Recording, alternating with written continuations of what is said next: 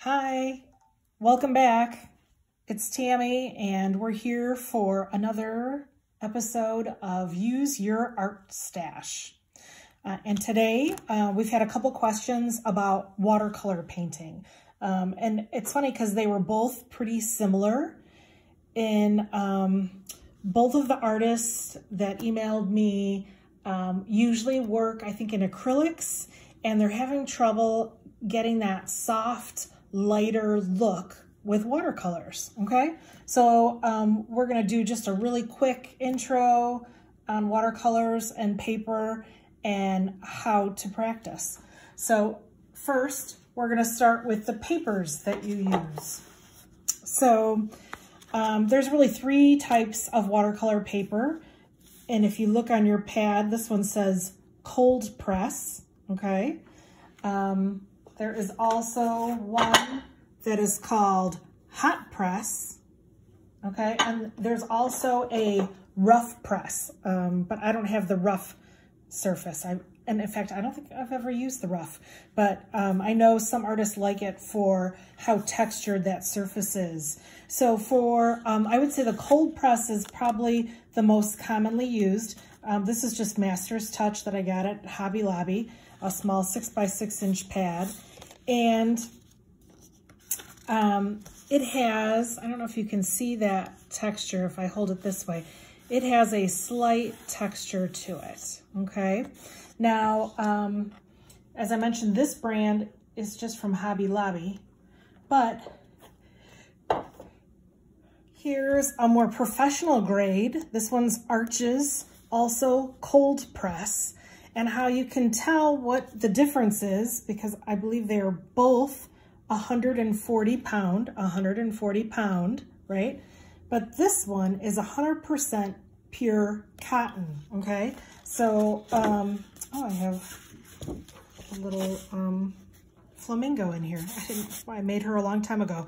So, yeah, so all of the different types of paper work similar, except the cotton watercolor paper definitely absorbs better, and it has just a unique surface to it, okay? And it is more expensive. Then the hot press watercolor paper, I don't know if you can see that here. Here's a piece. But if I hold that up, you can see there's like no texture at all on that. So the hot press is really good for detail work, okay? So if you want to work with loose watercolor paintings, I would stick with the cold press, or if you want something really loose, I would go with the rough, okay? The cold press, generic Master's Touch, or Blick artist brand, that's a student grade. They're all great to practice on, okay? All right, so the next thing we're gonna talk about is watercolors. So watercolors come in different types, I guess is what I wanna say. So these are tube watercolors. So this one is Daniel Smith, that's a professional grade. And then this one is Blick Artist Watercolor, which is a student grade. Okay, so those are wet out of the tube. Then there's watercolor with the droppers. This is like super thin, already watered down. It's called Watercolor Ink. This is by Daler Rowney, and this is Aquafine. So you can use that, and they come with these neat stoppers. That's great for backgrounds, okay? And then there's also things like Derwent. This is a watercolor pan set. So if you remember when you were a kid and you had watercolor set, they were dried watercolors, right? And they're in this pan, and you just add water to activate them. What's nice about this set is it has a little palette that you can use, and they've already, made the little colors swatches for you in this color palette, so you have them too, okay? This is a pan set, but these are homemade watercolors. They have mica pigments in them, and I think you can see how sparkly they are. So that definitely has its own purpose. And then there's also from Derwent, these are watercolor pencils. So they look just like colored pencils, but as you use them sparingly, because they're very brilliant, and add water, it becomes a watercolor paint. Okay, and then the last one I'm going to also mention is Derwent also has Inktense blocks. So instead of being a pencil like lead, it's literally just a block of pigment. But again, you can activate them with water. And the unique thing about these Inktense blocks is they're not exactly watercolor. It's more like liquid ink.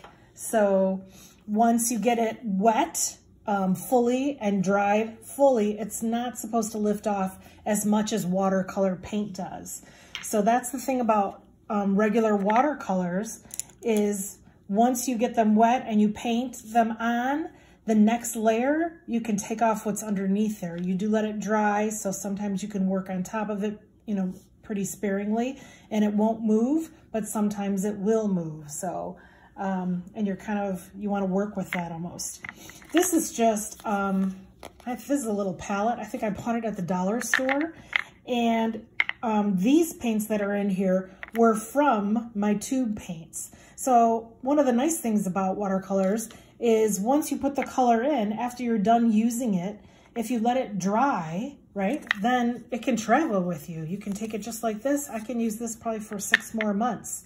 If you want to laugh, I have this. This is a great brown right here with lots of different colors. And then I also have this old paint that I got at Goodwill with tons of different colors on there. But I get some really good neutrals, so I'm afraid I don't want to get rid of it yet. Okay, so that's what we're going to start with for our basics. So what we're going to do is, I'm going to start with this little palette here. So if you have, you know, pan pastels or watercolors in the tube, you can go ahead and put them in. And the idea is that you want to get them wet, right? And just get a little bit of paint with a lot of water, okay? So if you can see my tip, right, is full of that blue. I'm not going all the way around and picking up all of that paint like I would if it was acrylic. I'm just really soaking the tip in. And if you look, I'm going to use the cold pressed paper here, and I'm just going to make a little mark, okay? So that's a very pale wash. Now, let me rinse the brush. Hold on 1 second while I let Mocha, my dog, in. I'm back. So that's a very light wash. So if I keep going and get that tip even darker, while this is still wet, I'm gonna lay in a little more color, okay? Now, the idea with watercolor is, can you see how that bubble is right there? Okay, if I want this to extend this, I wouldn't get more paint, I would add more water. Okay, and then as I pull it down, gravity will work with me and pull that paint color down. Okay, and that's how you get a really light wash.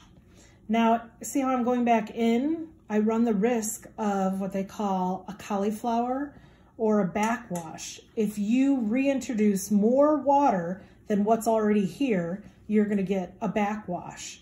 So if you want a smooth transition, I'll just show you this. This is a smooth transition up here. I think it looks like there's a couple different colors in here and a few different colors down here. You pull that color down, but you never go back in while it's still damp. You have to wait until it's completely dry before you add more color. And if you can see right here, I had just picked up paint, and I kind of liked how I got that sharp drop of pigment there that's full color, and then just blended it out. I did that just like I did here, okay? So this is already starting to dry, so I would not do anything else to that, and this was called wet on dry. The next thing I want to show you is wet on wet. So I still have blue in here, but we're going to wet this whole area. And this time we'll pick up maybe a little of this yellow, and I'm going to drop it in. And then we'll pick up a little bit of this red, and I'm going to drop it in. Oh, pink, not red. Okay. And then I'm still going to pick up a little bit of our blue. And if you can see it, as you drop it in, it's going to mix and blend, but it's going to stay. I don't know if you can see that area where I got it wet. It's going to stay in that area. So it's not going to go all the way down my page because this part of the paper is dry. So that's how you can mix your colors on your paper. You can see I'm getting a really pretty purple. Okay. If I dry this off, not adding any more water, and I just try and mix that yellow in, I might get a little green, a little bit, okay? Now I do have this line of water that you can see at the bottom here because I tilted my paper. So I have two options, right?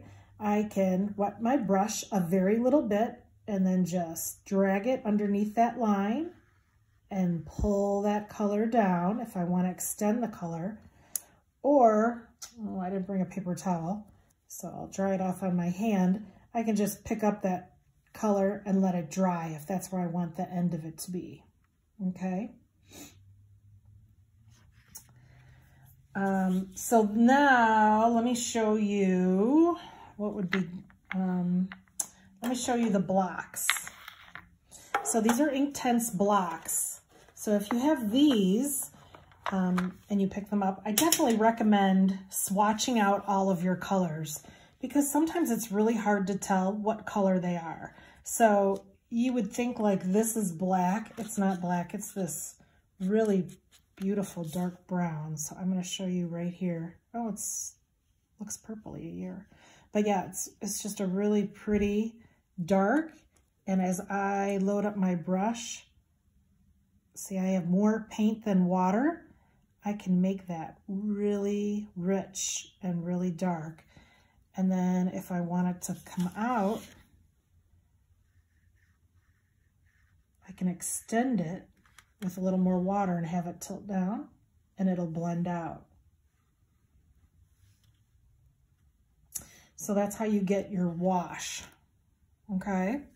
And then I also wanted to show you these Inktense pencils. So they don't, let's say, okay, so if there's my shape, I'm going to outline it like that. I'm going to get my brush wet, and I'm just going to touch that edge to activate that color. Okay, and because my brush is wet, the whole area is going to be wet inside that shape. So it'll blend. I still have a little bit of that brown on my brush.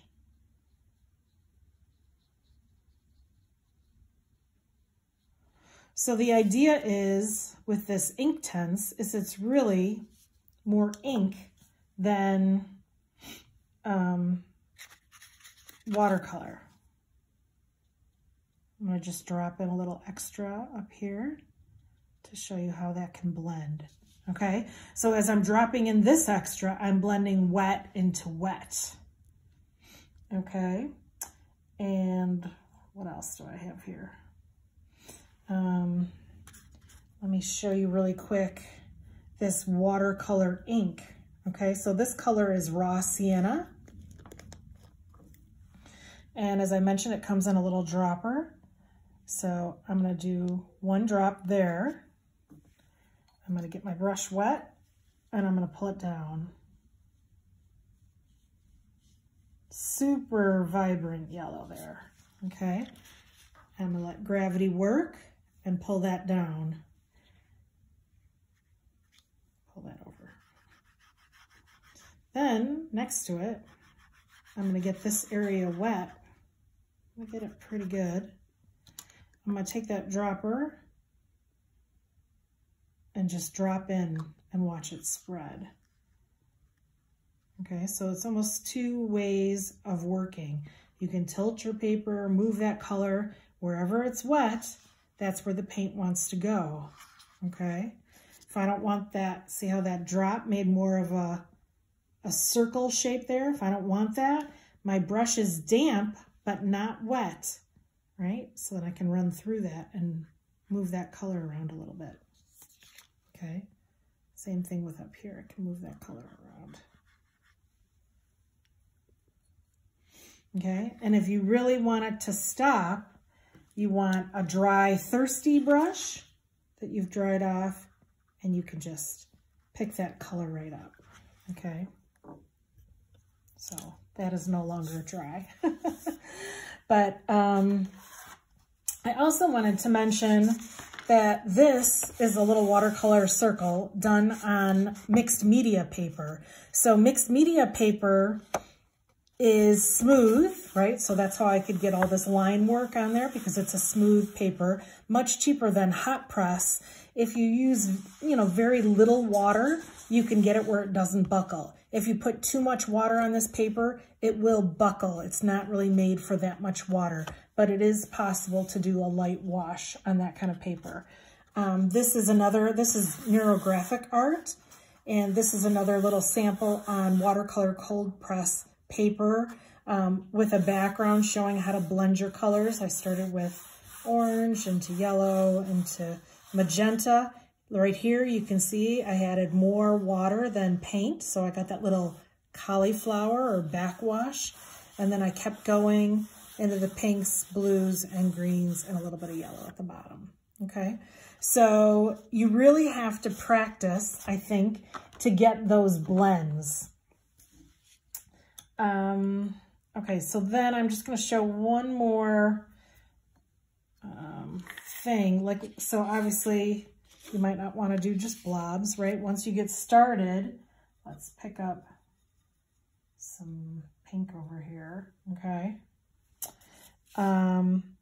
So you want to always have a paper towel nearby so you can blot off the water on your brush, because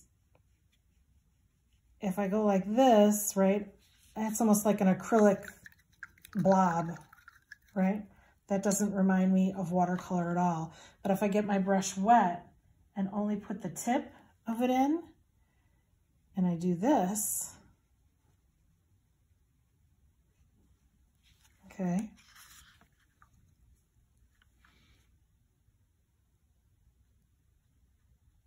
I can manipulate that paint, right, so it blends and goes down. So that's the whole point, is you want to try to manipulate your paints, right? I didn't really talk about having an actual watercolor brush, always helpful. This is not a watercolor brush.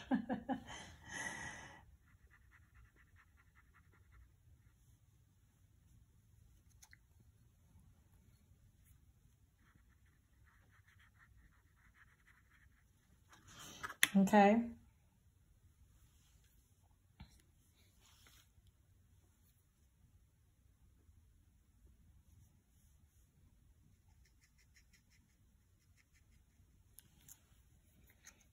Okay. So that's how you can just start making shapes and practicing with how your color moves. You can see this Inktense pencil gave me that dark line around it with kind of a soft interior, but the blocks gave me a nice blend coming out. And then up here, these were nice blends too. And if you buy like these artist grade watercolors that are in the tubes like this, you just put out a little tiny drop right on your palette and it'll last you. You just have to re-wet it and then let it dry when you're done. And when you're ready to go, re-wet it again.